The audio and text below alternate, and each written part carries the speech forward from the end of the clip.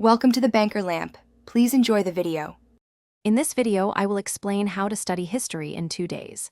This accelerated approach helps you master complex historical information efficiently. We'll cover strategies to maximize your learning in a limited time frame, ensuring you grasp essential concepts and retain crucial details. By following these steps, you can confidently prepare for your history assessment, even with just 48 hours available. Let's dive into how to make every minute count. On day 1, your primary goal is to build a strong foundational understanding. Dedicate approximately 6 to 8 hours to surveying the entire historical period. Focus on identifying major themes and creating visual aids like timelines.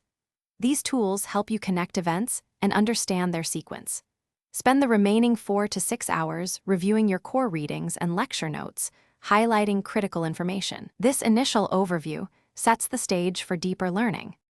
Day 2 is all about active recall and solidifying your knowledge. Start by dedicating 3 to 4 hours to testing yourself on the material from day 1. Use flashcards or self-quizzing to actively retrieve information. Then, spend another 3 to 4 hours practicing explaining complex historical events aloud. Finally, dedicate 2 to 3 hours to working through past exam questions. This active engagement reinforces learning and identifies areas needing more attention. As your 2-day study period concludes, dedicate a final hour to a quick review of your self-made summaries and timelines.